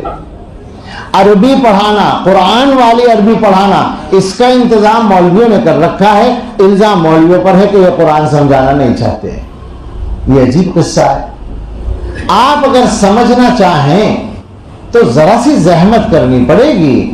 وہ جو پیٹ بھرنے کے لیے 20 سال آپ نے اسکول سے لے کر یونیورسٹی تک لگائے ہیں، اللہ کے کلام کو سمجھنے کے لیے 2 سال لگانے پڑیں گے. اور جب آپ 2 سال لگا لیں گے پھر ہم آپ سے پوچھیں گے. مجھے یاد آ گیا چونکہ قرآن سے متعلق ہے، شاہ فیصل مرحوم کا واقعہ. غالباً ان کا فرانس میں ایک آپریشن ہونا تھا اور سرجن تھے غالباً موریس بکائی ان کا نام تھا، فرانس کا بڑا ڈاکٹر تھا. ملک فیصل، شاہ فیصل جو سعودیہ کے بادشاہ تھے. جب ڈاکٹر اور مریض ہوتے ہیں تو کچھ باتیں بھی ہوتی ہیں. اب وہ بڑا ڈاکٹر تھا اور ادھر بادشاہ تھا. تو اس نے ایک سوال کیا کہ سر میں آپ سے ایک سوال کرنا چاہتا ہوں، اور وہ یہی کہ قرآن کے بارے میں آپ لوگ یہ کہتے ہیں کہ یہ اللہ کا کلام ہے، مگر مجھے تو ایسا نہیں لگتا. بہت ساری باتیں ایسی لگتی ہیں جن سے یہ سمجھ میں آتا ہے کہ قرآن اللہ کا کلام نہیں ہونا چاہیے. تو شاہ فیصل نے ان سے پوچھا کہ ڈاکٹر تم نے قرآن کا ترجمہ پڑھا ہے یا قرآن کو عربی میں پڑھا ہے؟ قرآن پڑھا ہے یا اس کا ترجمہ پڑھا ہے؟ تو وہ چونک گئے. ڈاکٹر صاحب کہنے لگے کہ یہ سوال جو میں نے آپ سے کیا، بہت سے لوگوں سے کیا. اپنے مریض، میرے پاس بڑے بڑے لوگ آتے ہیں اس کے لیے، علاج کے لیے، تو میں نے کئی لوگوں سے یہ سوال کیا، مگر یہ الٹا سوال مجھ سے کسی نے نہیں کیا بلکہ مجھے سمجھانا شروع کر دیا. تو ملک فیصل نے کہا کہ نہیں، میں آپ سے یہی کہتا ہوں کہ آپ قرآن پڑھیں. قرآن کا ترجمہ نہیں جو آپ کی زبان میں ہوا ہے، بلکہ براہ راست قرآن پڑھ کر پھر بتائیں مجھے. وہ اللہ کا بندہ سنجیدہ تھا. اس نے اپنا ٹائم حساب لگا کے ٹائم نکالا. ایسے لوگ ٹائم کی قدر کرنے والے ہوتے ہیں. ہمارے ہاں تو اب حال یہ ہے کہ ہم لوگ سب سے زیادہ بے دردی کے ساتھ جس کو خرچ کرتے ہیں وہ ٹائم ہے، وہ وقت ہے. اور مسلمانوں کے زوال کے اسباب میں سے بہت طاقتور سبب یہ بات ہے کہ ہم لوگ وقت خراب کرتے ہیں، وقت کا صحیح استعمال نہیں کرتے ہیں. تو خیر ان صاحب نے روزانہ غالباً 1 گھنٹہ یا 2 گھنٹے کا ٹائم نکالا اور پڑھنا شروع کیا. 2 سال عربی پڑھنے کے بعد وہ مسلمان ہو گئے، چونکہ انہوں نے قرآن کو براہ راست پڑھ لیا. تو ہم دعوت دیتے ہیں کہ آئیے آپ پڑھیے قرآن، اور اس کے لیے محنت کیجئے، خرچ کیجئے، عربی پڑھنے والے پڑھانے والے تلاش کیجئے اور ٹائم نکالیے، اپنا ٹائم لگائیے، پھر آپ کو پتہ چلے گا کہ قرآن کسے کہتے ہیں. یہ تو ہے ہماری دعوت سب کے لیے کہ قرآن سمجھنے کی کوشش کریں، لیکن بیچ میں جو بات چل رہی تھی اس کو پورا کریں کہ قرآن سمجھے بغیر بھی پڑھنے سے ثواب ملتا ہے، اور اس کی دلیل حضور صلی اللہ علیہ وسلم خود دے گئے ہیں. یہی جو حدیث ہے کہ جو قرآن کا ایک حرف پڑھے اس کو 10 نیکیاں ملتی ہیں. اس کے بعد حضور نے مثال کیا دی ہے، ذرا یہ بتائیں. لا اقول الف لام میم حرف بل الف حرف لام حرف میم حرف. مثال دی ہے وہ والی جو کسی کی سمجھ میں نہیں آتی. میں نہیں کہتا کہ الف لام میم ایک حرف ہے، بلکہ الف ایک حرف ہے، لام ایک حرف ہے، میم ایک حرف ہے. بتائے کوئی الف لام میم کو سمجھائے کسی نے آج تک؟ تو حضور نے مثال دے کر ہی جڑ کاٹ دی ہے. مثال ہی سے مسئلہ سمجھا دیا ہے کہ بغیر سمجھے پڑھنے سے ہی ثواب. چونکہ الف لام میم کو تو سمجھے بغیر ہی پڑھے گا جو بھی پڑھے گا. اس کا مطلب یہ ہے کہ سمجھے بغیر پڑھنے سے صراحت ہو گئی بالکل اس مسئلے کی، وہ بالکل صاف ہے مسئلہ کہ سمجھے بغیر بھی ثواب ملتا ہے. تو اب بات سمٹ کر یہاں پر آ گئی کہ ہمیں قرآن کا جو ہم نے ترک کر رکھا ہے، ہم جو تارک قرآن بنے ہوئے ہیں، اپنے اس جرم کو ہمیں چھوڑنے کی ضرورت ہے، اور گویا کہ قرآن پڑھنے کی طرف آنے کی ضرورت ہے.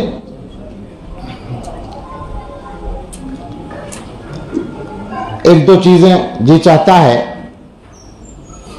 ایسی سنائی جائیں. سبحان اللہ. جو آیت میں نے خطبے کے بعد پڑھی تھی وہی سامنے آئی اتفاق سے، اور وہ ایک قصے کے ساتھ سامنے آئی جو معتبر قصہ ہے. صوفیہ میں ایک مشہور نام ہے فضیل ابن عیاض، اور ایسا نام ہے جو صوفی ہونے کے بعد بھی محدثین کے یہاں معتبر ہیں. آپ بتائیں گے ان کے بیٹے بھی علی ابن الفضیل اور یہ بھی اعلیٰ درجے کے صوفی، ورنہ محدثین کے یہاں صوفیہ کی روایت کمزور مانی جاتی ہے، لیکن یہ اعلیٰ درجے کے گویا کہ راوی بھی معتبر ہیں اور صوفی ہیں. لیکن یہ ڈاکو تھے. آپ حضرات نے علماء نے تو بار بار یہ قصے بیان کیے ہوں گے، لیکن میں یہ قصہ عربی میں سے سنا دیتا ہوں تو ذرا مضبوط ہو جائے گا. وروی ان الفضیل ابن عیاض کان شاطرا یقطع الطریق بین ابیور و سرخس. فضیل ابن عیاض فلاں علاقے میں ڈاکہ ڈالا کرتے تھے. وکان سبب توبتہ انہ عشق جاریۃ. ان کی توبہ کا سبب یہ ہوا کہ ایک لڑکی سے ان کو محبت ہو گئی، ایک باندی سے. فبینہ ہوا یرتقی الجدران الیہا. ڈاکہ وہاں ڈالنے نہیں جا رہے تھے بلکہ اس کے پاس جانے کے لیے دیواروں پہ چڑھ رہے تھے. اذ سمع تالیا یتلو. اچانک ایک پڑھنے والے کی آواز آئی جو قرآن کریم کی یہ آیت پڑھ رہا تھا. الم یأن للذین آمنوا ان تخشع قلوبهم لذکر اللہ. کیا ایمان والوں کے لیے وقت نہیں آیا کہ ان کے دل اللہ کی یاد کے سامنے، اللہ کی یاد کی وجہ سے لرز جائیں. وما نزل من الحق. میں نے اس لیے پڑھا تھا، اس میں اگلا ٹکڑا یہ ہے، اور جو اللہ کی طرف سے حق نازل ہوا ہے اس کی وجہ سے لرز جائیں. فلما سمعها. جب یہ آیت فضیل صاحب نے سنی، قال بلا یا رب قد آنا. فوراً کہنے لگے کیوں نہیں میرے رب، یہ وقت آ گیا. اللہ پوچھ رہے ہیں کیا وقت نہیں آیا؟ فضیل نے جواب دیا وقت آ گیا. فرجع. اللہ اکبر کبیرہ. آگے پورا قصہ لکھا ہے، اور انہوں نے پھر اس کے بعد توبہ کر لی اور وہ امت کے بڑے اولیاء میں ان کا پھر شمار ہوا. عجیب و غریب صورتحال ہے میرے بھائیوں. ذرا سا غور کرنا ہے ہمیں اس بات پر کہ قرآن کریم کے تعلق سے جو کوتاہی ہمارے یہاں چل رہی ہے اس کو ہم کس طرح دور کر سکتے ہیں. 2-4 باتیں اس سلسلے میں جو عملی باتیں ہیں وہ کر لیں تاکہ تارک قرآن ہونے کا الزام ہم سے کم دھل سکے. اللہ اس کی توفیق دے دے ہمیں. آپ یقین کریں قرآن کریم کے ساتھ جس دن مضبوط تعلق ہو جائے گا، معاملات صحیح ہو جائیں گے، مصیبت کے بادل چھٹ جائیں گے۔ میں عرض کرنا چاہوں گا کہ جو حالات ہیں، شروع میں بھی میں نے اشارہ کیا تھا، وہ حالات اسی طرح کے ہیں کہ جلدی سے جلدی ہم اپنے آپ کو سنبھال لیں، اور سنبھالنے کا آغاز کہیں نہ کہیں سے تو کرنا ہی پڑے گا۔ تو قرآن کی مجلس، قرآن کے سلسلے میں مجلس ہے تو یہ اسی سے بات کریں۔ 2-4 کام ہیں جو زیادہ ضروری ہیں کرنے۔ یہ قرآن سے متعلق بات ہے، بچوں کی تربیت کا مسئلہ ہے، شادی بیاہ کو ٹھیک کرنے کا مسئلہ ہے، اور بچوں کو ایمان کی اہمیت اور حقیقت سمجھانے کا مسئلہ ہے، اور یہ سارے کام قرآن ہی کی روشنی میں ہونے ہیں۔ لہذا بات پھر ہمارے اسی موضوع پر آتی ہے، قرآن پڑھیں، طے کر لیں، جہاں جہاں آواز پہنچے وہاں تک یہ بات مان لی جائے، عمل کر لیا جائے کہ جو لوگ قرآن پڑھے ہوئے نہیں ہیں وہ قرآن پڑھ ڈالیں، طے کر لیں کہ قرآن پڑھیں گے انشاءاللہ۔ قرآن پڑھے بغیر انشاءاللہ مرنا نہیں ہے۔ اب کوئی کہہ سکتا ہے کہ ہم نے پڑھنا شروع کیا اور موت آ گئی تو ہم کیا کر لیں گے؟ جواب یہ ہے کہ اللہ میاں معاف کر دیں گے۔ آپ کہیں گے اللہ نے شروع کر دیا تھا پڑھنا، آپ نے بلا لیا، معاف کر دیں گے۔ لیکن اگر یہی غفلت رہی تو وقال الرسول یا رب ان قوم اتخذوا هذا القرآن مہجورا، پیغمبر شکایت کریں گے کہ اے میرے رب، میری قوم نے اس قرآن کو چھوڑ رکھا تھا۔ اور علماء نے باقاعدہ تفسیر میں لکھا ہے، مختصراً علامہ شبیر احمد عثمانی رحمۃ اللہ نے لکھا ہے کہ قرآن کو نہ ماننا یہ بھی قرآن کا چھوڑنا ہے، قرآن پر عمل کرنا یہ بھی قرآن کا چھوڑنا ہے، قرآن کو چھوڑ کر اس سے ادنا چیزوں میں مشغول ہونا یہ بھی قرآن کا چھوڑنا ہے۔ اب آپ سوچیں ذرا، مسلمانوں نے کیا کر رکھا ہے؟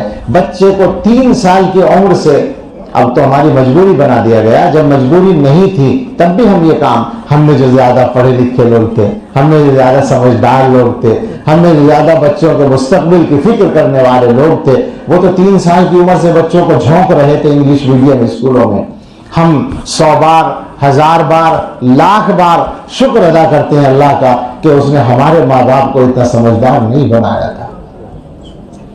شکر ادا کریں علماء کہ جن کو ان کے ماں باپ نے مدرسوں میں ڈال دیا تھا۔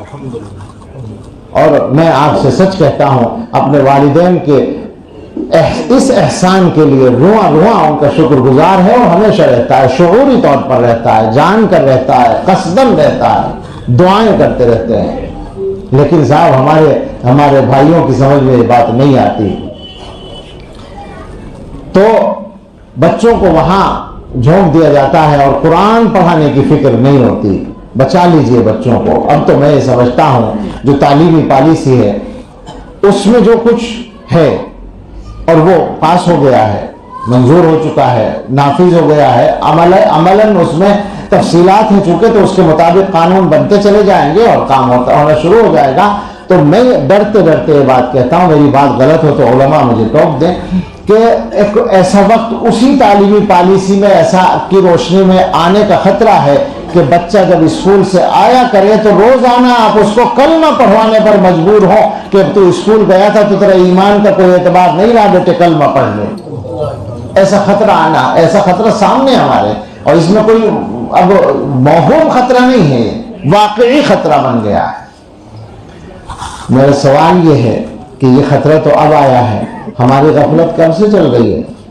ہماری غفلت قرآن کریم سے کب سے چل رہی ہے؟ دینی تعلیم سے ہماری غفلت کب سے چل رہی ہے؟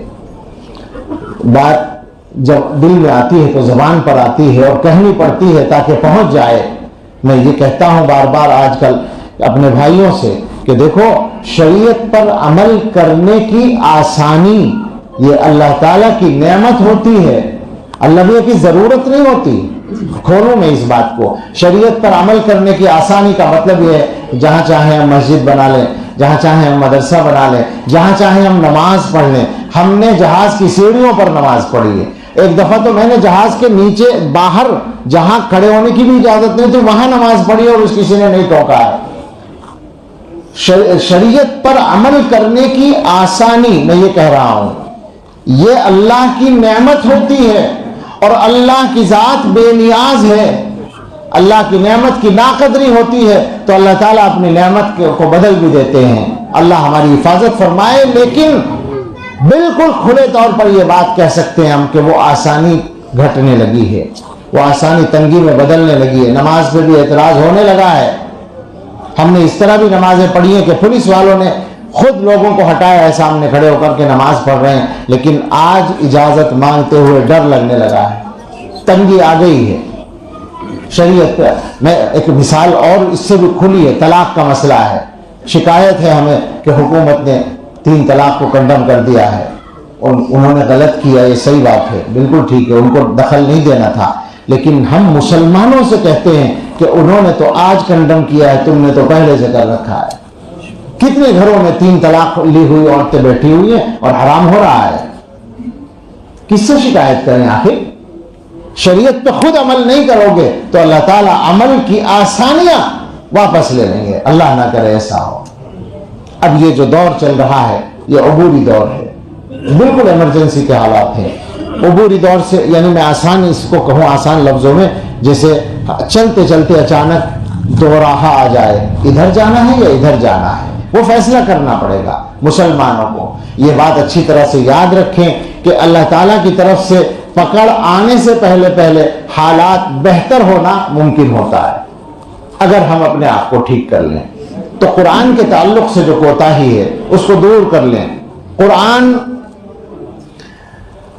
ہر بچہ قرآن پڑھنے والا بن جائے، اگر اتنا بھی مسلمان کر لیں تو آپ یقین کریں ایمان کے لیے جو خطرے اس وقت پیدا ہو گئے ہیں انشاءاللہ وہ خطرے کم ہوتے چلے جائیں گے۔ اس وقت تو ایمان کے لیے خطرہ بہت بڑا بنا ہوا ہے، کھڑا ہوا ہے، تو قرآن پڑھنے کا اہتمام کریں۔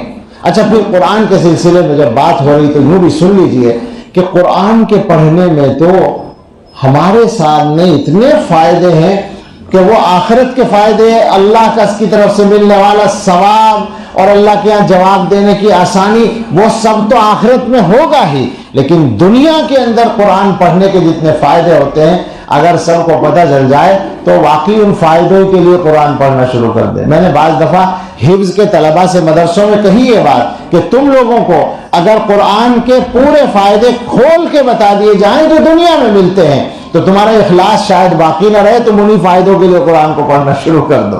یہ سچی بات ہے بالکل۔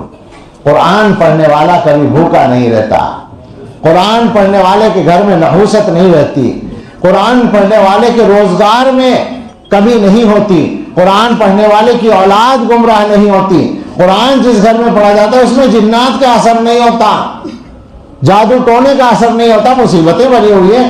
ہر تیسرا آدمی یہ شکایت لیے بیٹھا ہے کہ گھر میں اثرات ہیں۔ ارے اللہ کے بندے، تمہارے یہاں علاج موجود ہے، اور وہ علاج ہے جس سے بڑا اور پختہ کوئی علاج نہیں ہے۔ حضرت تھانوی رحمۃ اللہ علیہ نے یہ بات لکھی ہے کہ قرآن کریم جب پڑھا جاتا ہے تو اس کے الفاظ سے ایک برق نکلتی ہے، ایک بجلی نکلتی ہے جو جنات کو جلاتی ہے، جو جنات کو کے اوپر زلزلہ طاری کر دیتی ہے۔ کیا سمجھ رکھا ہے تم نے قرآن کو؟ مصیبتیں دور ہوں گی قرآن پڑھنے سے، قرآن کی تلاوت گھروں میں ہوگی۔ قرآن کے سلسلے میں ایک حق اور یاد آ گیا، قرآن کی عظمت۔ یہ واحد نعمت ہے جس کے بارے میں باقاعدہ یہ بتایا گیا کہ یہ نعمت اللہ کی سب سے بڑی نعمت ہے، یہ ماننا ضروری ہے۔ من آتاہ اللہ القرآن ثم علم ان احدا اوتی خیرا منہ فقد حقر ما عظمہ اللہ۔ جس کو اللہ نے قرآن دیا اور اس نے یہ سمجھا کہ کسی کو اس سے بہتر چیز ملی ہے، قرآن مل گیا اور پھر کسی اور چیز کو بہتر سمجھ رہا ہے، تو اس نے اس قرآن کی توہین کر دی جس کو اللہ نے عظمت عطا کی۔ تو قرآن کی عظمت دلوں میں رکھیں، قرآن کو پڑھنے اور پڑھانے والوں کی عظمت رکھیں۔ ہم نے تو ان کو چھوٹا سمجھنا شروع کر دیا ہے۔ اسی وجہ سے بڑے گھرانوں کے لوگ اپنے بچوں کو قرآن نہیں پڑھانا چاہتے کہ بچہ ملا جی کہلائے گا، بچے کو حقیر سمجھا جائے گا۔ جو لوگ ہمت کر لیتے ہیں پھر آپ پوچھیں کہ ان کو اللہ تعالیٰ عزت کے کس مقام پر پہنچاتے ہیں۔ آپ نے عزت سمجھا کس چیز کو ہے؟ سچی بات یہ ہے کہ قرآن چھوڑنے والوں نے تو عزت کا نام ہی سنا ہے، دیکھی نہیں ہے عزت۔ عزت جس کو کہتے ہیں، میں ویسے ہی بات نہیں کر رہا ہوں، علماء میری بات کو سمجھ رہے ہیں، جو دلوں میں عزت ہوتی ہے، جو دلوں کو فتح کر لے وہی فاتح زمانہ۔ عزت ملتی ہے قرآن پڑھنے والوں کو، قرآن پڑھانے والوں کو، قرآن کا پیغام دنیا میں عام کرنے والے کو۔ کہاں کس نے دیکھی ہے عزت اس کے علاوہ؟ آپ نے اپنے بچوں کو بڑی خیر سے محروم رکھا ہے اگر آپ بچوں کو نہیں پڑھا رہے ہیں قرآن پڑھنے والوں کو اہمیت دیجیے. ابھی جو یہ آپ یہی تو ہیں کوکا، اچھا وہ ہے ماشاءاللہ، انہوں نے جو عمل کیا ہے، میں یہ نہیں کہتا کہ آپ سب لوگ جو ہے ہدیہ دینا شروع کر دیں، لیکن یہ بھی نہیں کہتا کہ نہ دیا کریں، یہ مطلب بھی نہیں ہے. ہدیہ ایک علامت ہے، وہ قرآن کی قیمت نہیں ہے، وہ استاذ کی محنت کی قیمت نہیں ہے، وہ تو قرآن کا ایک حرف کی قیمت نہیں ہے. قرآن تو اللہ کی وہ نعمت ہے. میں ایمان اور قرآن کے بارے میں وہ شعر پڑھتا ہوں، قیمت خود ہر دو عالم گفتگی، نرخ بالا کن کے ارزانی ہنوز. شاعر نے تو کہا تھا محبوب کے لیے کہ تو نے اپنی قیمت ہر دو عالم کو بنا دیا. اس سے بھی بلند کر محبوب حقیقی کے لیے کہا جائے گا، اس سے بھی قیمت بڑھا دے کہ یہ بھی سستا سودا ہے. تو قرآن کی قیمت تو دو جہان مل کر نہیں بن سکتے، لیکن بہرحال قرآن کی اہمیت کا اپنی طرف سے اظہار کرنے کا ایک ذریعہ ہوتا ہے. یہ علامہ ابن جوزی نے لکھا ہے کہ مکہ مکرمہ میں قرآن کی طرف غفلت چل رہی تھی.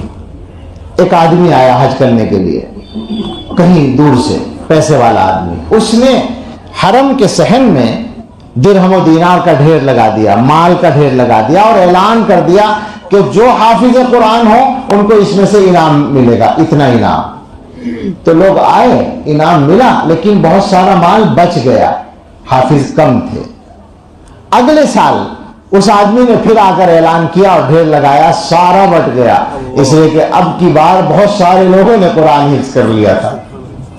یعنی گویا کہ انعام ملنے سے حوصلہ بڑھتا ہے، کام کرنے کی طرف توجہ ہوتی ہے. تو بہت سارے لوگ قرآن پڑھنے والے مل گئے تھے، تو کریں گے کام اچھا ہوگا. علماء اور حفاظ اور قراء جو قرآن کے خدام ہیں ان کی خدمت کریں. اور یہ مطلب نہیں ہے کہ قرآن کے خدام اس نیت سے خدمت کریں، ان کو پتا ہے کہ ہمیں نیت صحیح رکھنی ہے، اور جو صحیح نیت رکھتے ہیں اصل میں برکتیں انہی کو ملتی ہیں. لیکن ہماری ذمہ داری ہے کہ ہم قرآن کی خدمت کریں، قرآن کی خدمت کرنے والوں کی خدمت کریں. قرآن کریم کی جو برکتیں ہیں میرے بھائی، ہمارے پاس الفاظ نہیں کہ ہم ان کو بیان کر سکیں.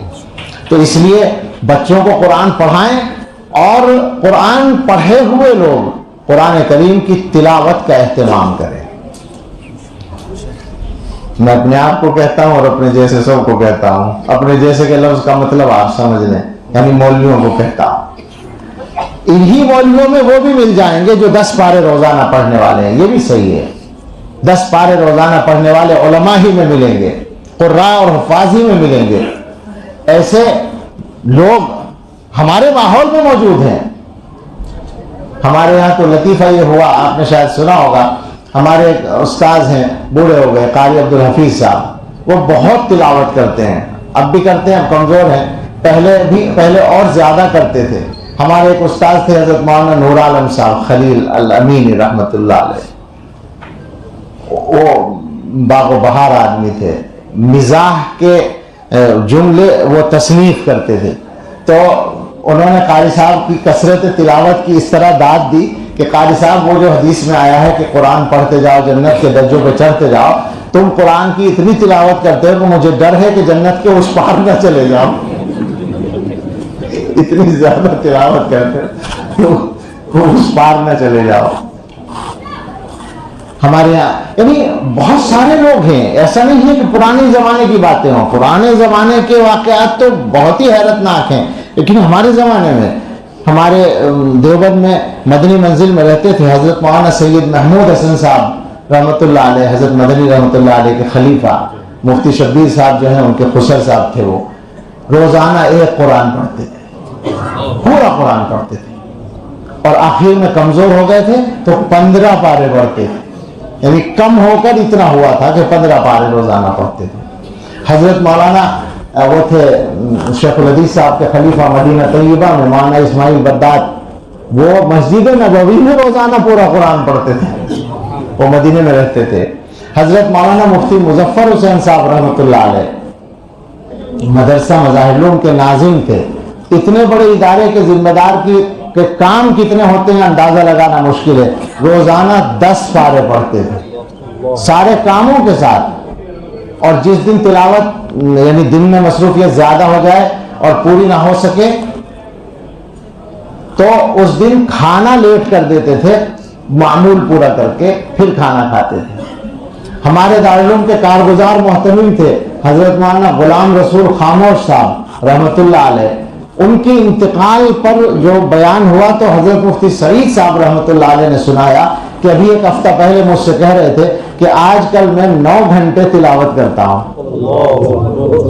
اپنے مدرسے کے بھی محتمم تھے گجرات کے، اور دارالعلوم کے کارگزار محتمم تھے، ایک ہفتے کے لیے آتے تھے، اور بمبئی میں اپنا کاروبار بھی تھا۔ اس کے بعد یہ حال تھا کہ 9 گھنٹے روزانہ تلاوت کرتے تھے۔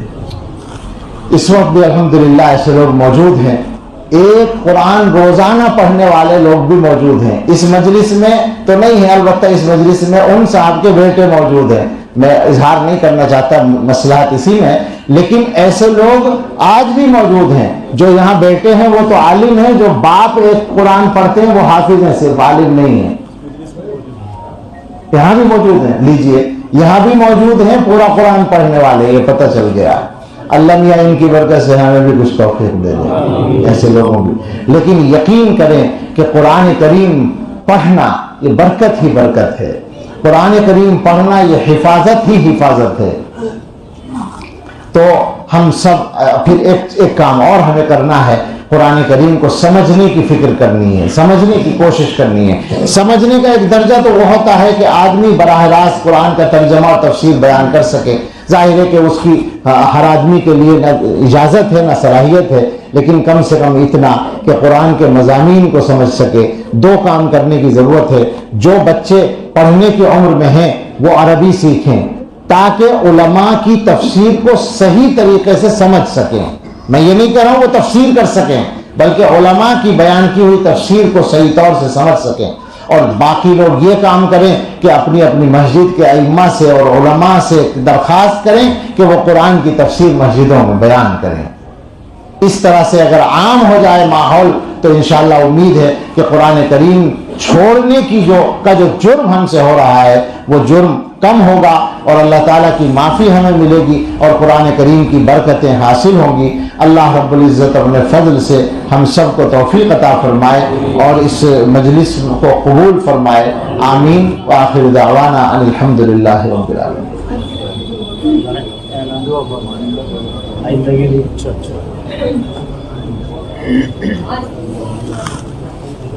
میں اٹھ جاؤں؟ دعا تو آپ کرا دیجیے، حضرت آپ ہی کرا دیں، میں تو برکت اور دل نشیں بیان سماعت کیا ہے، اور امید ہے کہ آپ نے انہی الفاظ کے ساتھ میں اپنے دلوں میں اس کو جگہ بھی دی ہوگی اور عمل کا پختہ ارادہ بھی کر لیا ہوگا، اور قرآن کی اس اشاعتی مہم میں اپنے آپ کو ایک مضبوط اور متحرک ممبر بنا کر کے آپ نے شامل کر لیا ہوگا۔ یہاں چونکہ یہ تقریب قرآن پاک کی تکمیل کے عنوان سے منعقد، فتنوں سے نکلنے کا راستہ کیا ہوگا، تو حضور علیہ الصلوۃ والسلام نے جواب دیا کتاب اللہ، اللہ کی کتاب۔ فتنوں سے نکلنے کا راستہ اللہ کی کتاب ہے۔ اب آگے اللہ کی کتاب کے بارے میں کچھ باتیں فرمائی ہیں۔ بعض محدثین کہتے ہیں کہ یہ حضور صلی اللہ علیہ وسلم کے الفاظ ہیں، اور بعض نے اس میں سے کچھ حصے کو حضرت علی کے الفاظ قرار دیا ہے، لیکن کل مضمون عجیب ہے، اور حضرت علی کے الفاظ بھی ہوں تو بھی وہ حضور ہی سے سیکھی ہوئی بات ہے۔ کتاب اللہ یہ ہے نکلنے کا راستہ، فیہ نبأ ما قبلکم، اس میں تم سے پہلے کی خبریں ہیں، جو کچھ ہوا ہے وہ بیان کیا گیا ہے۔ جو کچھ ہوا کا مطلب نہیں کہ ساری تاریخ بیان کی گئی، بلکہ عبرت اور ضرورت کی باتیں پہلے لوگوں کی۔ وخبر ما بعدکم، آئندہ جو ہوگا اس کی بھی خبر ہے، یعنی کیا حالات آئیں گے اور کیا کرنا ہوگا۔ وحکم ما بینکم، اور تمہارے آپس کے جھگڑوں کا فیصلہ ہے، یہ اللہ کی کتاب میں ہے۔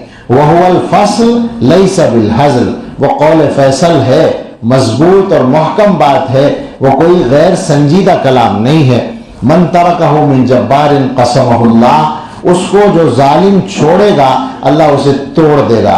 ومن ابتغى الہدی فی غیرہ اضلہ اللہ، اور جو اس سے ہٹ کر کہیں ہدایت تلاش کرے گا اسے اللہ گمراہ کر دے گا۔ وَهُوَ حَبْلُ اللَّهِ الْمَتِينُ، اور وہ اللہ کی مضبوط رسی ہے۔ وَهُوَ الذِّكْرُ الْحَكِيمُ، اور وہ حکیمانہ نصیحت ہے۔ وَهُوَ الصِّرَاطُ الْمُسْتَقِيمُ، اور وہ سیدھا راستہ ہے۔ هُوَ الَّذِي لَا تَزِيغُ بِهِ الْأَهْوَاءُ، وہ ایسا کلام ہے کہ جس کی وجہ سے خواہشات میں کجی نہیں آتی، یا جس کے ساتھ جس کو خواہشات کج نہیں کر سکتی، یعنی اپنی خواہش سے کوئی اس کو بدل دے نہیں ہو سکتا۔ وَلَا تَلْتَبِسُ بِهِ الْأَلْسِنَةُ، اور زبانیں اس میں مشتبہ نہیں ہوتی، یعنی پڑھنے میں زبان لڑکھڑاتی نہیں ہے۔ حقلوں کو بھی ہم نے دیکھا ہے کہ وہ صاف پڑھتے ہیں۔ وَلَا يَشْبَعُ مِنْهُ الْعُلَمَاءُ، اور علماء کا تو اس سے پیٹ ہی نہیں بھرتا۔ اللہ ہمیں بھی علماء بنا دے۔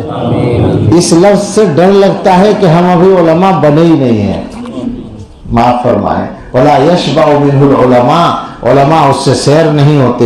وَلَا يَخْلَقُ عَلَى كَثْرَةِ الرَّدِّ، بار بار دہرانے کے باوجود وہ پرانا نہیں ہوتا۔ کبھی لگتا ہے کہ سورہ فاتحہ امام صاحب جو آج پڑھیں تو روز سنتے ہیں آج کوئی نئی سورت پڑھنی چاہیے، آتا ہے کبھی ذہن میں؟ آ ہی نہیں سکتا، روزانہ وہ نئی لگتی ہے، اور اس کی وجہ بھی سن لے، اللہ کا کلام ہے، اللہ تعالیٰ حی قیوم ہے، حی لا یموت ہے، حیات اللہ کی ذاتی صفت ہے، اللہ کے کلام میں بھی مسلسل حیات ہے، اس لیے پرانا نہیں ہوتا۔ بندوں کا کلام پرانا ہو جاتا ہے، کتنی ہی اچھی نظم ہو روزانہ نہیں سن سکتے آپ، لیکن اللہ کے کلام کا ایک ٹکڑا 20 مرتبہ روزانہ پڑھتے بھی ہیں اور سنتے بھی ہیں، پرانا نہیں ہوتا۔ ولا تنقضی عجائبہ، اور اس کے عجائب ختم نہیں ہوں گے، اب تک چلے آ رہے ہیں، زمانہ جتنا بڑھا ہے، آگے حقیقتیں جس قدر کھلی ہیں، تمہاری عظمت فزوں ہوئی ہے، میرے یقین کو جلا ملا ہے۔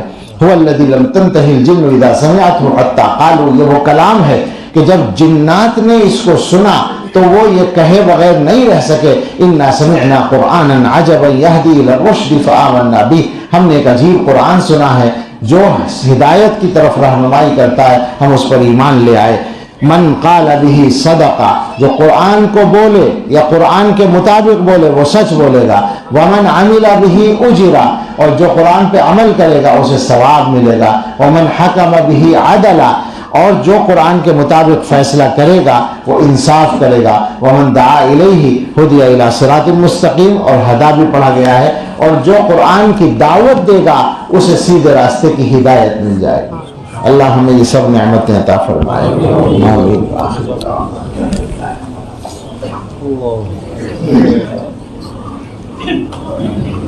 دعا کر لیں، اور جو حضرات کچھ دوسرے کام کے لیے بھی آئے ہیں، بعض لوگ بیعت وغیرہ کے سلسلے میں، وہ دعا کے بعد مجھ سے یہی ملاقات کر لیں، چونکہ پھر مشکل ہو جاتی ہے، ملاقات تلاش کرنا پڑتا ہے۔ الحمدللہ رب العالمین، والصلاة والسلام علی سیدنا محمد وآلہ واصحابہ اجمعین۔ یا رب لک الحمد کما ینبغی لجلال وجہک وعظیم سلطانک۔ اللہم انا عبیدک ابناء عبیدک وامائک، ماض فینا حکمک عدل فینا قضاؤک، نسألک بکل اسم ہوا لک سمیت به نفسک او انزلتہ فی کتابک او علمتہ احدا من خلقک او استأثرت به فی علم الغیب عندک ان تجعل القرآن العظیم ربیع قلوبنا، ان تجعل القرآن العظیم ربیع قلوبنا وجلاء احزاننا وذهاب همومنا۔ اللهم انا نسألك فعل الخيرات وترك المنكرات وحب المساكين وأن تغفر لنا وترحمنا، وإذا أردت بقوم فتنة فتوفنا غير مفتونين۔ نسألك حبك وحب من يحبك وحب عمل يقرب إلى حبك، اللهم اجعل حبك أحب إلينا من أنفسنا وأهلنا ومن الماء البارد، اللهم وما رزقتنا مما نحب فاجعله قوة لنا فيما تحب، وما زويت عنا مما نحب فاجعله فراغا لنا فيما تحب، يا مقلب القلوب ثبت قلوبنا على دينك، يا مقلب القلوب ثبت قلوبنا على دينك۔ اللهم اغسل خطايانا بماء الثلج والبرد، ونقي قلوبنا من الخطايا كما ينقى الثوب الأبيض من الدنس، وباعد بيننا وبين خطايانا كما باعدت بين المشرق والمغرب۔ اللهم آت نفوسنا تقواها وزكها أنت خير من زكاها أنت وليها ومولاها۔ اے اللہ، ہم نے اس وقت آپ کے کلام کے عنوان پر باتیں کہیں اور سنی اور ہم اسی عنوان سے جمع ہوئے۔ اے اللہ آپ کا یہ کلام بہت مبارک کلام ہے، آپ نے تو اس کلام میں ایسی برکتیں رکھی ہیں جن کو ہم سوچ بھی نہیں سکتے۔ اے اللہ ہم اسی کلام کا واسطہ دے کر آپ سے یہ درخواست کرتے ہیں کہ اس مجلس کی ہماری ساری دعائیں قبول فرما لیجئے اللہ۔ اے اللہ اپنے فضل سے ہمارے گناہ معاف کر دیجئے۔ اے اللہ ہمیں سچی پکی توبہ نصیب فرما دیجئے۔ گناہ کر کر کے جو ہم نے اپنا نقصان کیا ہے، اے اللہ ہم جانتے ہیں وہ اتنے نقصانات ہیں کہ ہم سے تو تلافی نہیں ہو سکتی، لیکن اے اللہ آپ نے ایک چیز توبہ کے نام سے ہمیں عطا کی ہے، اے اللہ اس سے آپ کی طرف سے وہ سارے کام ٹھیک ہو جاتے ہیں۔ اے اللہ حد یہ کر دی آپ نے اپنی نعمت کی کہ آپ سچی توبہ کرنے والوں کی نیکیوں برائیوں کو نیکیوں میں بھی بدل دیتے ہیں۔ اے اللہ ہمارے ساتھ بھی ایسا معاملہ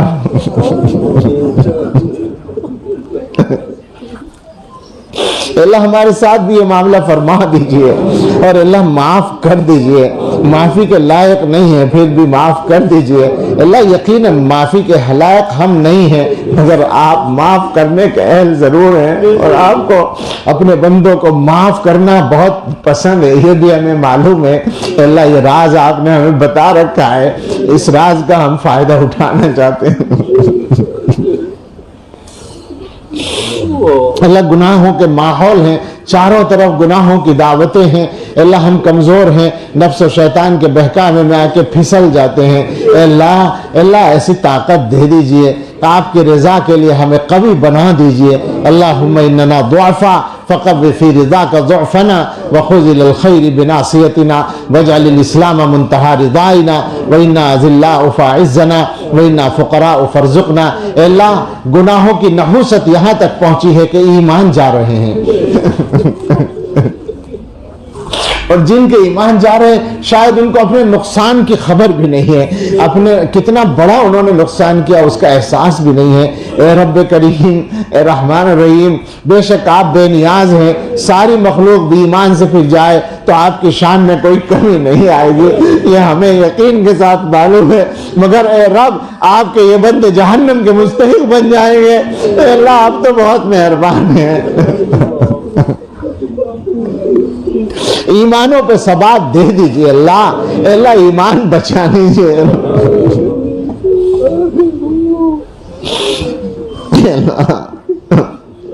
ہمیں ہمارے بیوی بچوں کو ہماری نسلوں کو اور سارے مسلمانوں کو ایمان پہ ثبات عطا فرما دے۔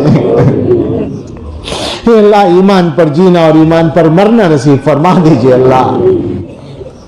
اللہ جسمانی اور روحانی بیماریوں سے شفا دے دیجئے۔ اے اللہ وبا کے خطرے پھر ظاہر کیے جا رہے ہیں، اے اللہ معاف کر دیجئے